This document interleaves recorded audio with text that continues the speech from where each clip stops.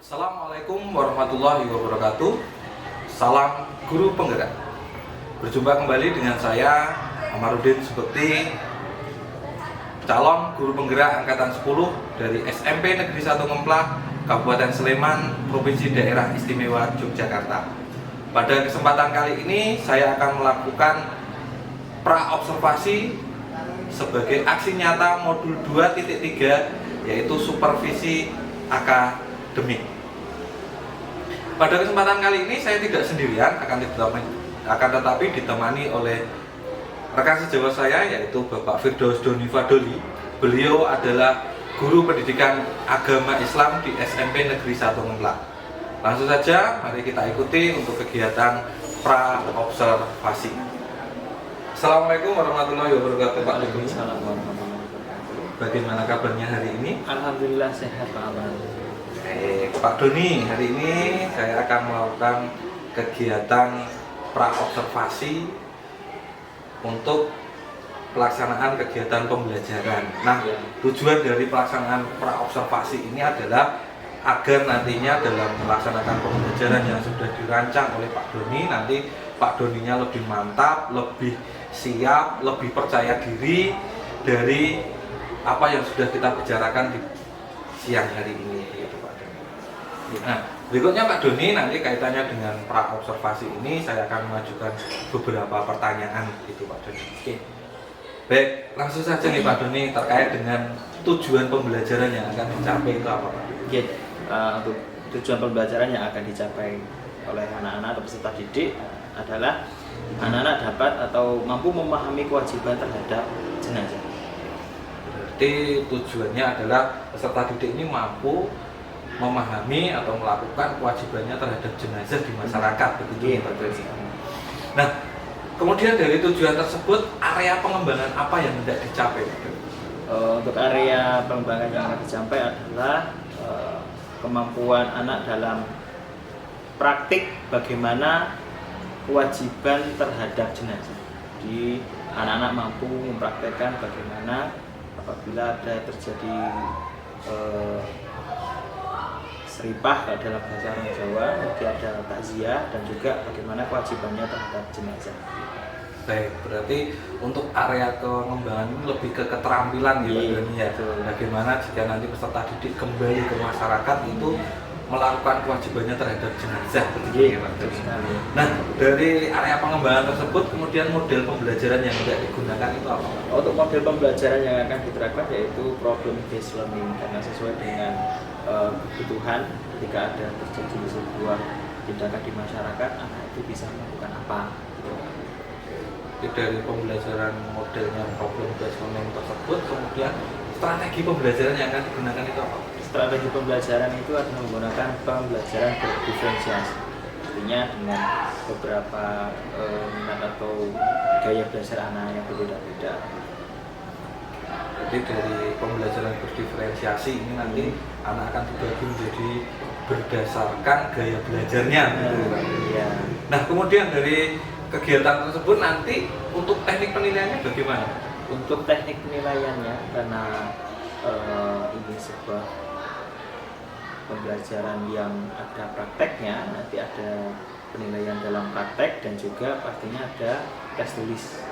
Jadi anak-anak praktek kita akan menilai bagaimana bacaannya dan gerakannya. Kemudian saat tes tulis tentu saja dengan pertanyaan yang anak-anak harus mengembangkan jawaban itu. Jadi pertanyaan esai gitu Pak. Oke, berarti untuk penilaiannya nanti ada tes tertulis dengan soal esai dan praktek begitu nih. Betul sekali. Nah, kemudian untuk sasaran kelasnya ini kelas berapa? Ini sasarannya untuk kelas 8, karena Bapak, yaitu nanti kita akan menerapkan di kelas 8C hari Kamis di jam pelajaran ke-6, 7, dan 8 gitu.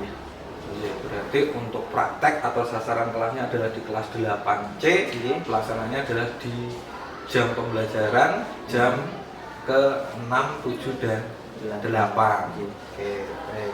Berikutnya Pak Doni, ini hanya untuk meyakinkan lagi untuk proses pembelajaran yang dilakukan adalah berdiferensiasi, dilaksanakan di kelas 8C, kemudian pada pembelajaran di hari Kamis minggu depan begitu nih Pak Doni. Betul. Baik, terima kasih Pak Doni. Baik, mungkin untuk percakapan kali ini sudah cukup di sini dulu Pak Doni. Nanti mungkin kita bisa jumpa lagi pada waktu observasi, yaitu pada hari Kamis jam 6, 7 dan 8 di kelas 8C. Insya Allah nanti saya akan masuk ke kelas Pak Doni untuk melihat, mengamati bagaimana proses pembelajaran yang sudah dilakukan sesuai dengan rencana yang sudah kita bicarakan hari ini. Mungkin itu Pak Doni terkait dengan percakapan kita pra-observasi. Dan selanjutnya saya pengen tahu apa yang Pak Doni rasakan dari kegiatan percakapan pada siang hari ini. Tentu saja dengan percakapan kita hari ini ya ada rasa percaya diri ya, tapi kemudian yakin karena kita sudah saling berkolaborasi dalam membicarakan rancangan pembelajaran ini, dia tentunya akan semakin bertambahnya percaya diri dan juga lebih menguasai. Baik, terima kasih Pak Doni. Semoga nanti di hari Kamis Pak Doni lebih percaya diri, lebih mantap dan pembelajaran bisa berjalan dengan baik. Demikian percakapan pra-observasi pada kali ini. Kita jumpa di kegiatan berikutnya. Saya akhiri. Assalamualaikum warahmatullahi wabarakatuh. Waalaikumsalam. Baik, assalamualaikum warahmatullahi wabarakatuh.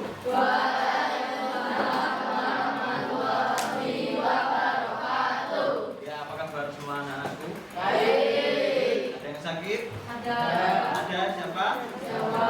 Jawa, oh iya, nanti juga ada keterangan dari orang tuanya kalau Mbak Sapa itu sakit. Baik, anak-anak semua, untuk pembelajaran hari ini kita akan mempelajari materi yaitu bagaimana sih sebelum menyampaikan materi ini, saya mau nanya, kalau di daerah ini ada yang sedang berduka cita, ono layu bahasa Jawanya, tindakan anak-anak semua apa? Ya, terus gimana? Nek layak kalian ngapain? Nyumbang. Nah, sing wae diambil bagi Quran. Betul? Tapi di dalam agama Islam, kita sebagai orang Islam ada tindakan yang selain datang ke tempat duka terus nyumbang menggunakan uang atau teh barang itu loh. Selain itu, bukan itu anak-anak semua. Yang diinginkan ketika kalian takziah atau melayat itu adalah kalian mempelajari. Mempelajari apakah itu? Ada yang tahu? Mempelajari yang sesuai dengan judul yang Pak Doni tuliskan. Bagaimana kewajiban kalian terhadap jenazah?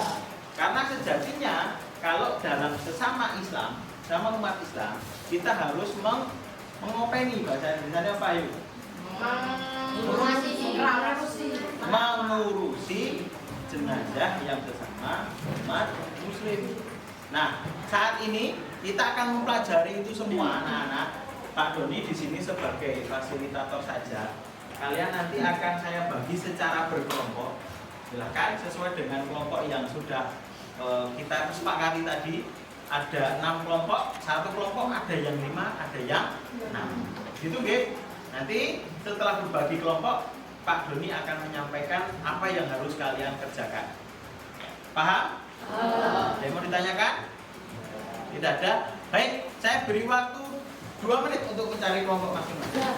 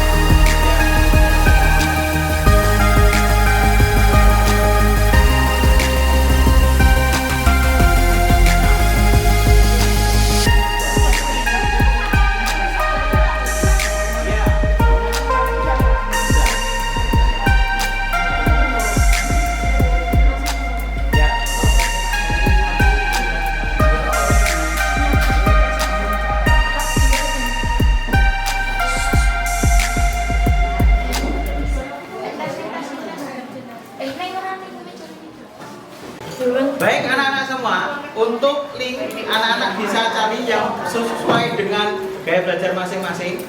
Untuk link video dan juga link jurnal ada di grup WA. Sudah Pak Doni share, paham semua? Silakan bisa dibuka grup WA masing-masing.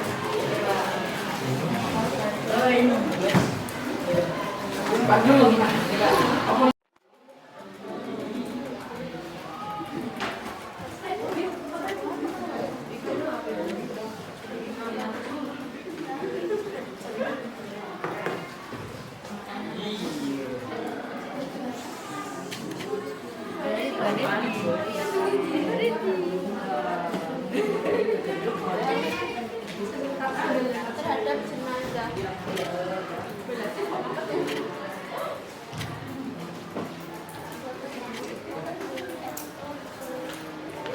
Udah Pak. Ada apa nih? Pak. Ya, kamu beritahu kan? Kurang apa Pak?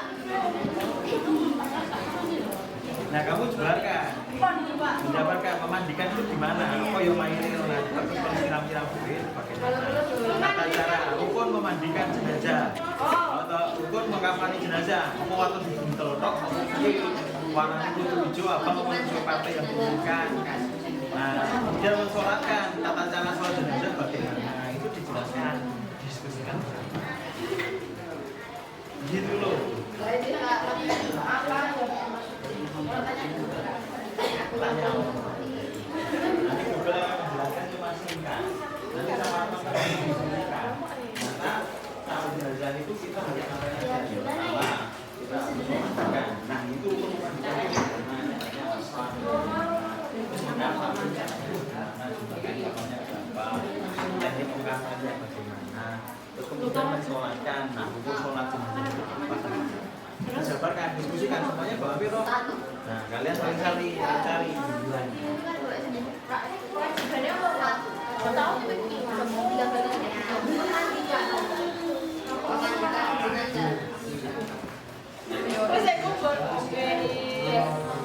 Nah, menguburkan itu juga ada acaranya toh. Kepalanya di sebelah mana, kakinya di sebelah mana, menghadap ke mana. Enggak waktu dijemput itu mayit.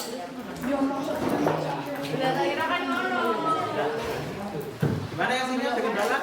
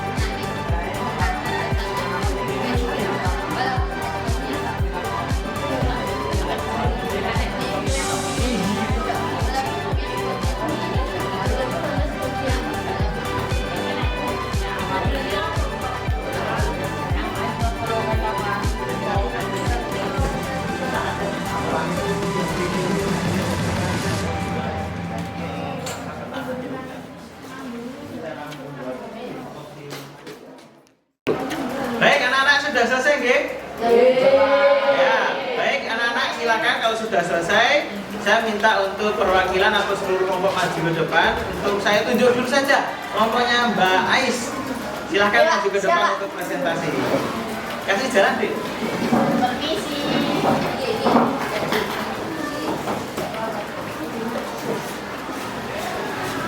Seru ya. Dewa.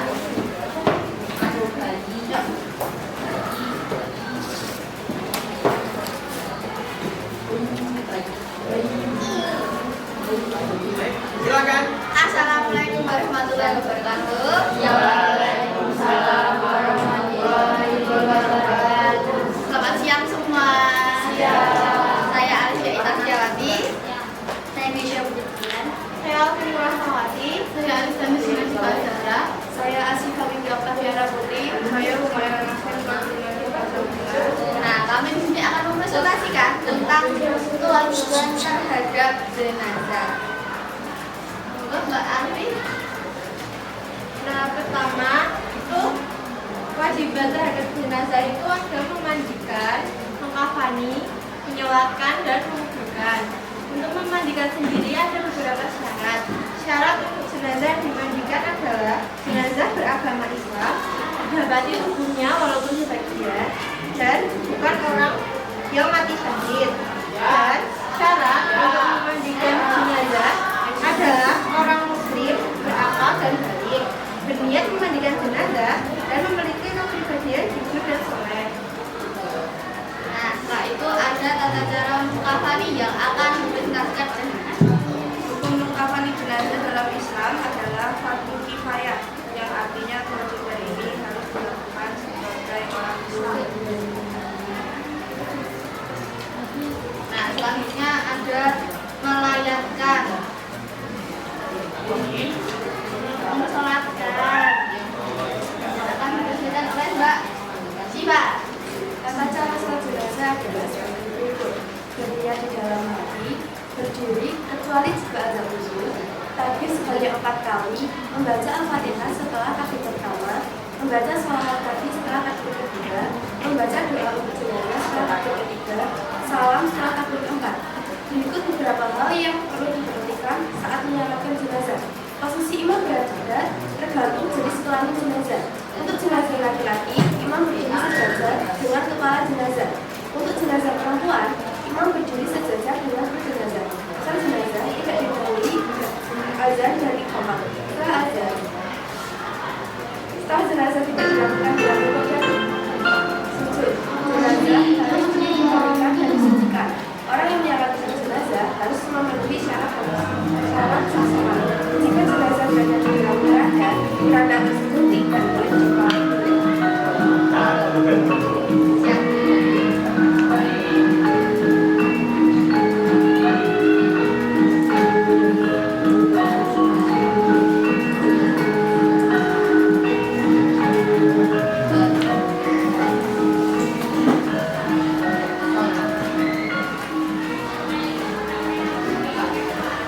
Nah, berikutnya ada tata cara menguburkan jenazah. Nah, dalam tata cara menguburkan jenazah ini galian kubur harus dalam, yaitu setinggi orang berdiri dengan tangan melambai ke atas. Nah, hal ini dilakukan agar jenazah yang dikubur tidak tercium oleh hewan buas. Itu. Posisi jenazah harus diletakkan miring ke kanan dan harus menghadap kiblat.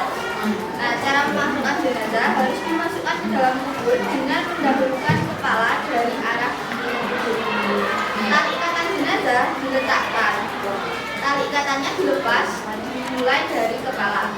Bola tanah seukuran kepala tangan disiapkan untuk penyangga jenazah, yaitu 1 di bawah kepala, 1 di bawah dagu, dan 1 di bawah dagu. Nah, dinding ari jenazah ditutup dengan papan kayu atau bambu yang disebut dinding ari. Nah, penutup kubur setelah ditutup dengan dinding ari, tanah harus ditimbun sehingga lubang rata dan tinggi seperlunya kira-kira sejengkal.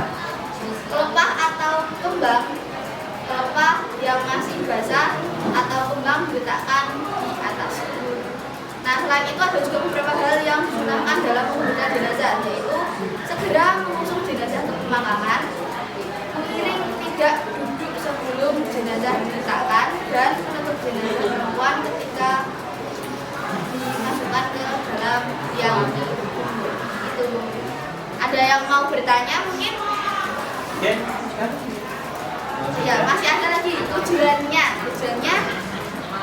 Tujuan dari kewajiban ini yaitu sebagai penghormatan jenazah sebagai sesama manusia, memenuhi tuntunan agama, memberikan ketenangan bagi keluarga yang ditinggalkan, membersihkan diri jenazah dan menjaga lingkungan.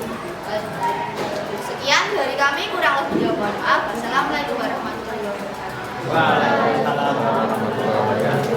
Mari beli aplaus untuk kelompok yang maju.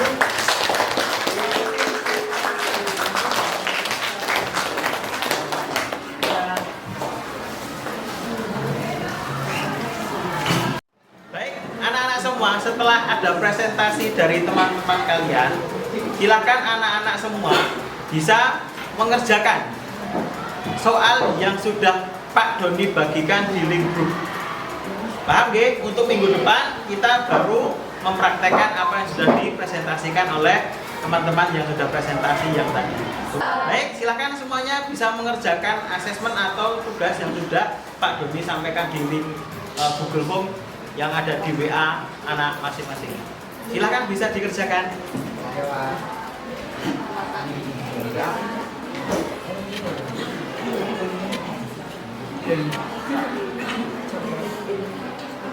Ayo kalian sih.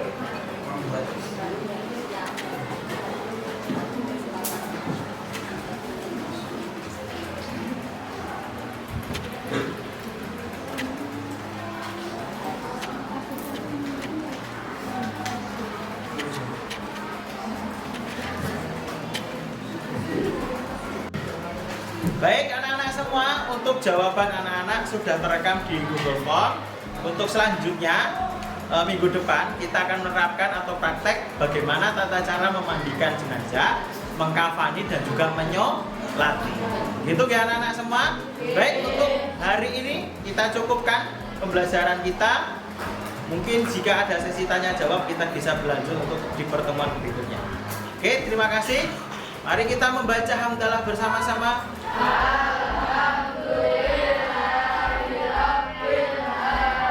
Oke, terima kasih. Assalamualaikum warahmatullahi wabarakatuh.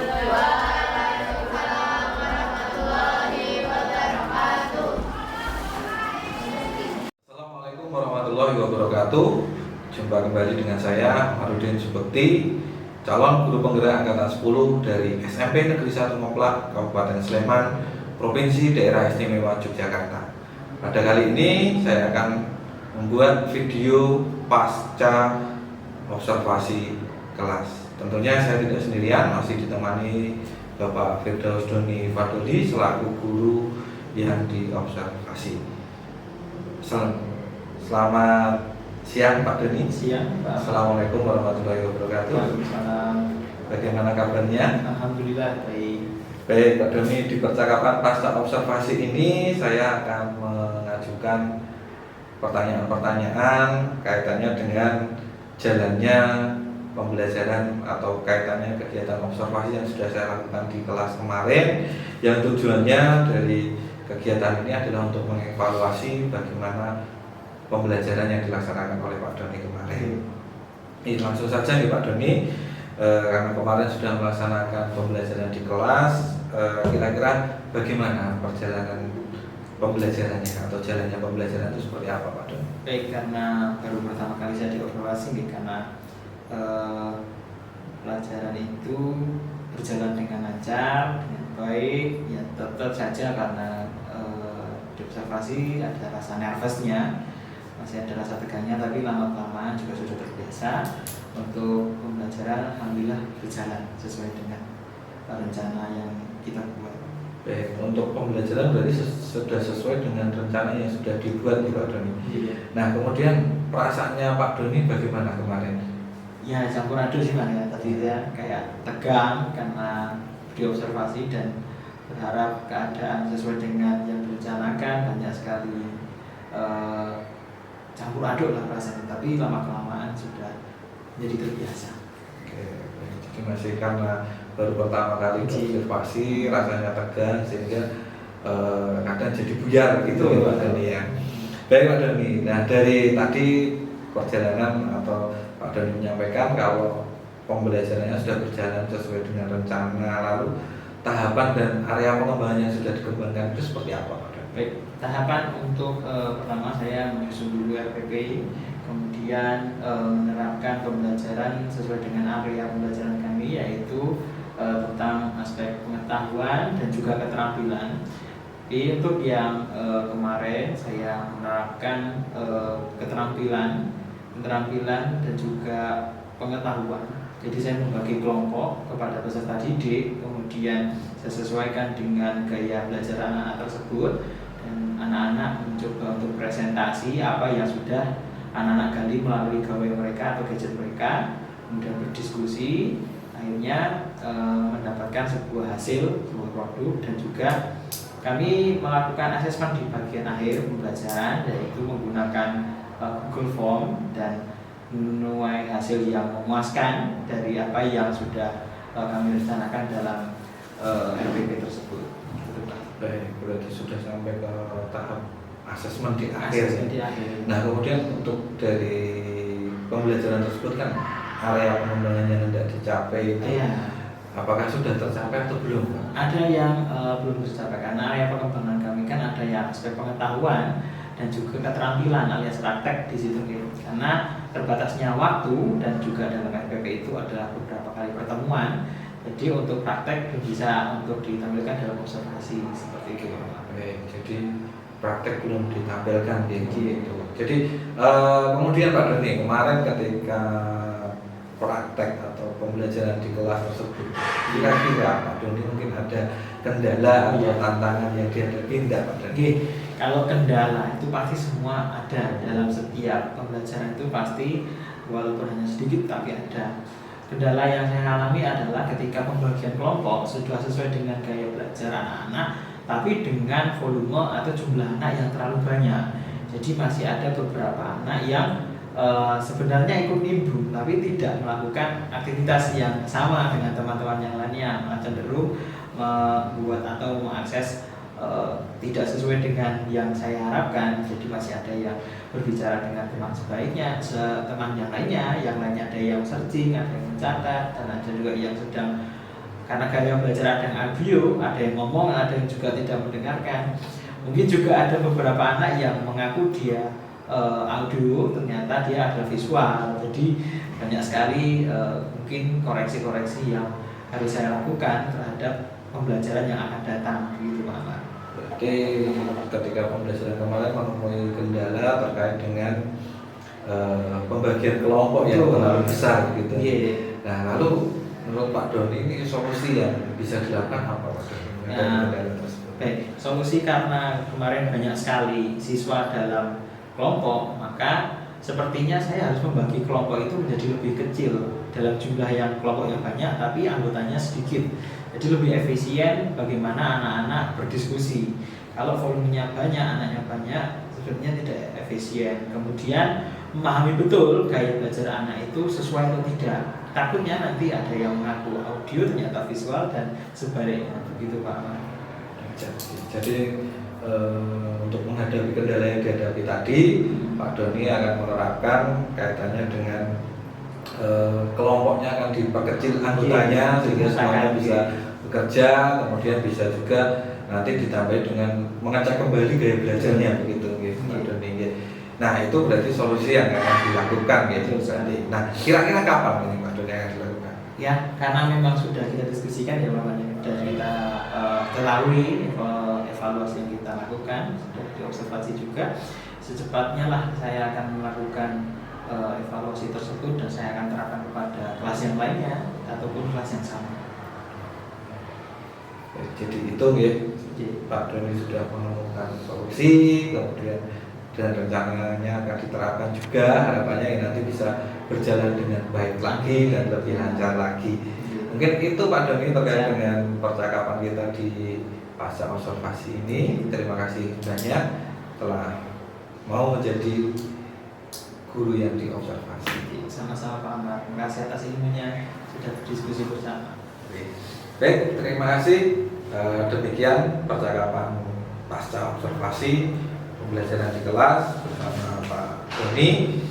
Saya sekali lagi mengucapkan banyak terima kasih kepada Pak Doni yang telah berkenan untuk menjadi guru yang diobservasi. Terima kasih. Assalamualaikum warahmatullahi wabarakatuh.